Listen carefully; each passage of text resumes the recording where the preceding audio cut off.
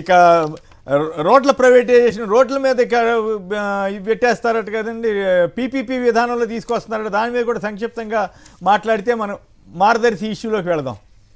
గోపి గారు, అది దాదాపుగా 250 రోడ్లు ఎంపిక చేశారండి రాష్ట్ర రహదారులు.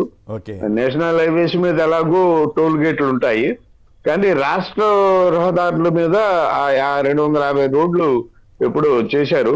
ఆ రోడ్లన్నిటి మీద కూడా టోల్ గేట్లు పెట్టబోతున్నారని, ఆ రోడ్ల నిర్వహణ పీపీపీలో ప్రైవేట్ కాంట్రాక్టర్లకు అప్పచెప్తున్నారు అని వార్తలు వస్తున్నాయి.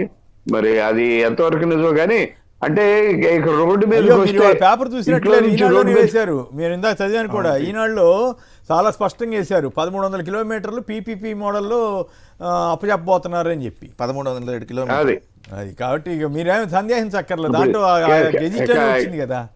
ఇంట్లో నుంచి బయటకు వస్తే రాష్ట్ర ప్రభుత్వానికి పన్ను కట్టాల్సిందే, ఏ రూపంలో అయినా. బండి వేసుకొని వస్తే బండికి కట్టాల్సిందే, కారు వేసుకొని వస్తే కారు కట్టాల్సిందే.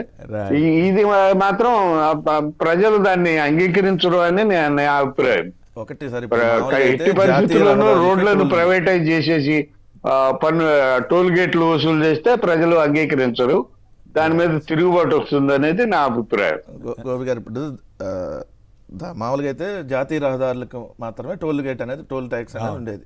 అంటే మనం 2 వీలర్కి ఉండవు, నార్మల్గా ఏదైనా 4 వీలర్ కంటే వెళ్ళాలంటే.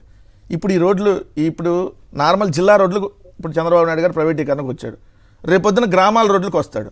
దాని తర్వాత మన ఇంటి పక్కన ఆనుకొని సిమెంట్ రోడ్డు ఉంటే దాని మీద మనం అడుగు పెట్టాలన్నా నెలకి ఇంతని కట్టాల్సిందే. అంటే ఇదే కదా సంపద సృష్టిలో భాగం సార్. ఎందుకు రాడు సార్? రాడని మీరు అంటున్నారు, ఎందుకు రారు? ఇప్పుడు మొన్నటిదాకా ఏమన్నారు, తమ్ముళ్ళు మీకు సాయంత్రం అయితే క్వార్టర్ పెగ్గేసుకోవడానికి ఇబ్బంది ఉందా, నేను వచ్చే మొత్తం తగ్గించేస్తా. ఇప్పుడు వచ్చినా తగ్గించారా పెంచారు సార్? రేట్లన్నీ పెంచారు. 30 రూపాయలు ఇందాక చూపించారు కదా రేట్లు. తెలంగాణ కంటే ఆంధ్రాలో మధ్య రేట్లు ఎక్కువ. ఇప్పుడు కాదు సార్, మొన్న ఉంది. ఇప్పుడు చంద్రబాబు నాయుడు గారు స్టార్టింగ్ లో వచ్చినప్పుడు వీళ్ళు పెంచినా ఇంకా ఉంది సార్. ఇప్పుడు ఇక్కడ పెంచినా ఇక్కడ 15 to 20% పెరిగింది, సేమ్ అక్కడ అదే పెంచారు. పెంచక ముందు కూడా అక్కడ ఎక్కువ రేట్లు ఉంది. సపోజ్ ఇక్కడ నిన్న విజయ్ కేసరి అన్న భలే ఇంట్రెస్టింగ్ వీడియో చేశాడు.